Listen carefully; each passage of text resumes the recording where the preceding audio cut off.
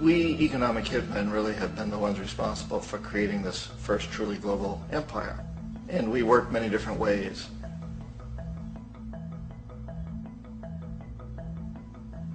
But perhaps the most common is that we will identify a country that has resources our corporations covet, like oil, and then arrange a huge loan to that country from the World Bank or one of its sister organizations. But the money never actually goes to the country. Instead, it goes to our big corporations to build infrastructure projects in that country, power plants, industrial parks, ports, things that benefit a few rich people in that country, in addition to our corporations, but really don't help the majority of the people at all. However, those people, the whole country is left holding a huge debt. It's such a big debt they can't repay it, and that's part of the plan, that they can't repay it. And so at some point, we economic hitmen go back to them and say, listen, you owe us a lot of money, can't pay your debt, so sell your oil real cheap to our oil companies. Allow us to build a military base in your country, or send troops in support of ours to someplace in the world like Iraq, or vote with us on the next UN vote. To have their electric utility company privatized and their water and sewage system privatized and sold to U.S. corporations or other multinational corporations. So there was a whole mushrooming thing, and it's so typical of the way the IMF and the World Bank work. That you put a country in debt, and it's such a big debt it can't pay it, and then you offer to refinance that debt and pay even more interest. And you demand this quid pro quo, which you call a conditionality or good governance, which means basically that they've got to sell off their resources, including many of their social services, their utility companies, their school systems sometimes, their penal systems, their insurance systems, to foreign corporations. So it's a double, triple, quadruple whammy. The precedent for economic hitmen really began back in the early 50s when democratically elected Mossadegh, who was elected in Iran. He was considered to be the hope for democracy in the Middle East and around the world. He was Time Magazine's Man of the Year. But one of the things that he'd run on and began to implement was the idea that foreign oil companies needed to pay the Iranian people a lot more for the oil that they were taking out of Iran. The Iranian people should benefit from their own oil. Strange policy. We didn't like that, of course. But we were afraid to do what we normally were doing, which was to send in the military. Instead, we sent in one CIA agent, Kermit Roosevelt, Teddy Roosevelt's relative. And Kermit went in with a few $1 million and was very, very effective and efficient. And in a short amount of time, he managed to get Mossadegh overthrown and brought in the Shah of Iran to replace him, who always was favorable to oil.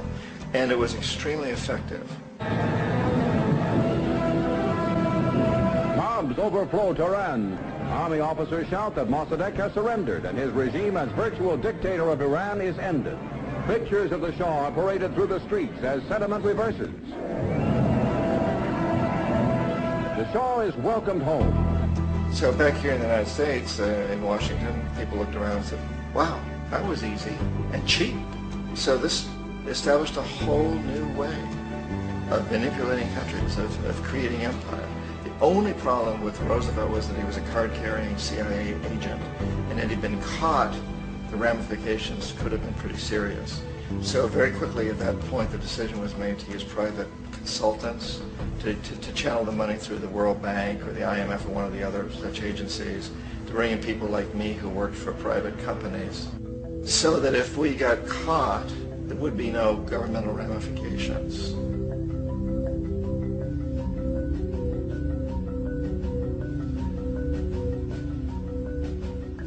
When Arbenz became president of Guatemala, the country was very much under the thumbs of United Fruit Company, the big international corporations. And Arbenz ran on this ticket that said, you know, we want to get the land back to the people.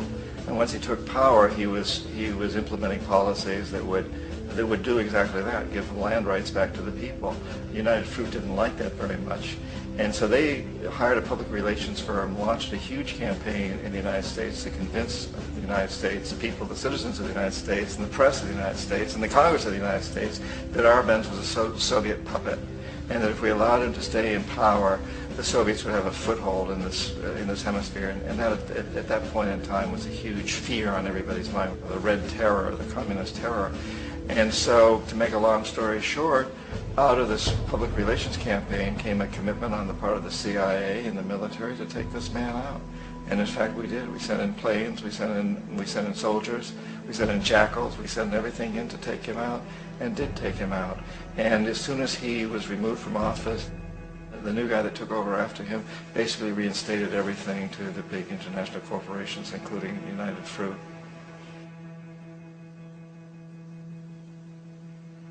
Ecuador for many, many years had been ruled by pro-U.S. dictators, often relatively brutal.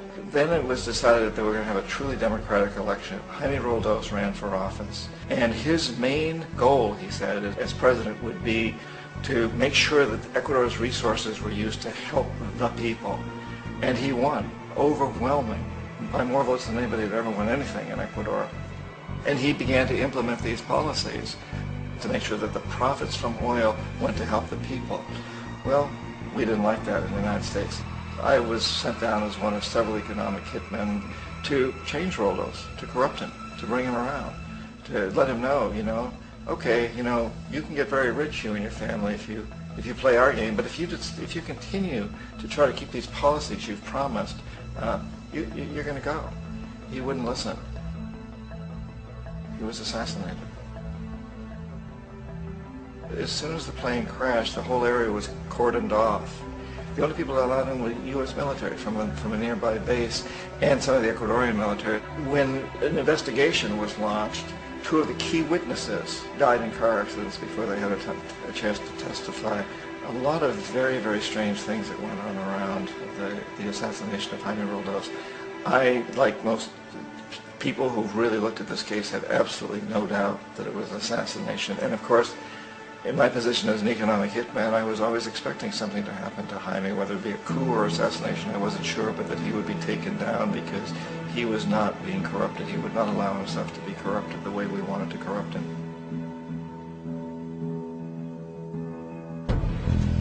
Omar Torrijos, president of Panama, was, one of my favorite people. I really, really liked him. He was very charismatic. He was a guy who really wanted to help his country.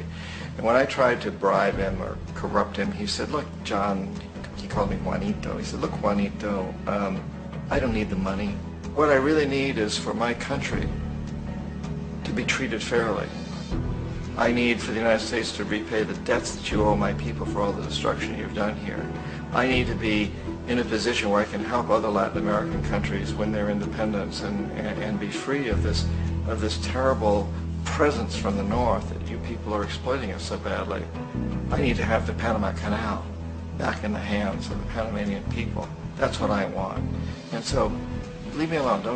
Don't try to bribe me. It was 1981, and in May, Jaime Roldos was assassinated. And Omar was very aware of this. Torrijos got his family together and he said, I'm probably next, but it's okay because I've done what I came here to do. I've renegotiated the canal. The canal will now be in our hands. He just finished negotiating the treaty with Jimmy Carter. In June of that same year, just a couple of months later, he also went down in an airplane crash, which there's no question was executed by CIA-sponsored jackals. Tremendous amount of evidence that one of Torrijos' security guards handed him at the last moment as he was getting on the plane a tape recorder, a small tape recorder that contained a bomb.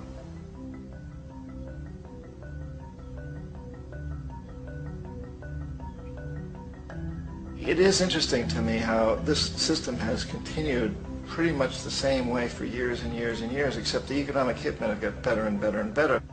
Then we come up with, very recently, what happened in Venezuela. In 1998, Hugo Chavez gets elected president, following a long line of presidents who had been very corrupt and basically destroyed the economy of the country. And Chavez was elected amidst all that. Chavez stood up to the United States, and he's done it primarily demanding that Venezuelan oil be used to help the Venezuelan people. Well, we didn't like that in the United States.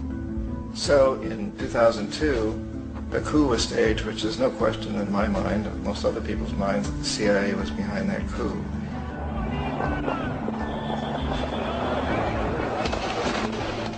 The way that that coup was fomented was very reflective of what Kermit Roosevelt had done in Iran, of paying people to go out into the streets, to riot, to protest, to say this Chavez is very unpopular.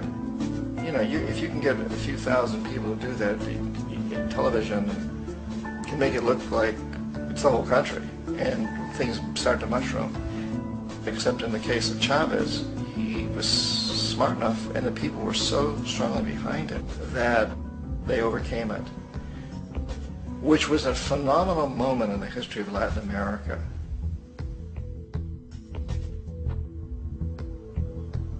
Iraq actually is a perfect example of the way the whole system works. So we economic hitmen are the first line of defense. We go in and we try to corrupt governments and get them to accept these huge loans, which we then use as leverage to basically own them. If we fail, as I failed in Panama with Omar Torrijos and in Ecuador with Jaime Roldos, men who refuse to be corrupted, then the second line of defense is we send in the jackals. And the jackals either overthrow governments or they assassinate. And once that happens and a new government comes in, and boy, it's going to toe the line because the new president knows what will happen if he doesn't. In the case of Iraq, both of those things failed. Economic hitmen were not able to get through to Saddam Hussein. We tried very hard. We tried to get him to accept a deal very similar to what the House of Saud had accepted in Saudi Arabia, but he wouldn't accept it. And so the jackals went in to take him out. They couldn't do it. His security was very good. After all, he had one time worked for the CIA. He'd been hired to assassinate a former president of Iraq and failed, but he knew the system. So in '91 we send in the troops and we take out the Iraqi military. So we assume at that point that Saddam Hussein is going to come around. We could have taken him out, of course, at that time, but we didn't want him. He's the kind of strong man we like. He controls his people. We thought he could control the Kurds and keep the Iranians in their border and keep pumping oil for us. And then once we took out his military, now he's going to come around. So the economic hitmen go back in the 90s without success. If they'd had success, he'd still be running the country. We'd be selling him all the fighter jets he wants and everything else he wants. But they couldn't, they didn't have success. The jackals couldn't take him out again, so we sent the military in once again, and this time we did the complete job and took him out, and in the process created for ourselves some very, very lucrative construction deals. Had to reconstruct a country that we'd essentially destroyed, which is a pretty good deal if you own construction companies, big ones. So, you know, Iraq shows the three stages. The economic hitmen failed there, the jackals failed there, and as a final measure, the military goes in. And in that way, we've really created an empire, but we've done it very, very subtly. It's clandestine. All the empires of the past were built on the military, and everybody knew they were building them. So the British knew they were building them, the French, the Germans, the Romans, the Greeks. And they were proud of it, and they always had some excuse like spreading civilization, spreading some religion, something like that. But they knew they were doing it. We don't. The majority of the people in the United States have no idea that we're living off the benefits of a clandestine empire, that today there's more slavery in the world than ever before. And then you have to ask yourself, well, if it's an empire, then who's the emperor? Obviously, our presidents of the United States are not emperors. An emperor is someone who's not elected, doesn't serve a limited term, and doesn't report to anyone, essentially. So you can't classify our presidents that way. But we do have what I consider to be the equivalent of the emperor, and it's what I call the corporatocracy. The corporatocracy is this group of individuals who run our biggest corporations, and they really act as the emperor of this empire. They control our media, either through direct ownership or advertising. They control most of our politicians because they finance their campaigns, either through their corporations or through personal contributions that come out of the corporations. They're not elected, they don't serve a limited term, they don't report to anybody. And at the very top of the corporatocracy, you really can't tell whether a person's working for a private corporation or the government because they're always moving back and forth. So, you know, you've got a guy who one moment is the president of a big construction company like Halliburton, and the next moment he's vice president of the United States, or the president who is in the oil business. And this is true whether you've got Democrats or Republicans in the office. You have them moving back and forth through the revolving door. And in a way,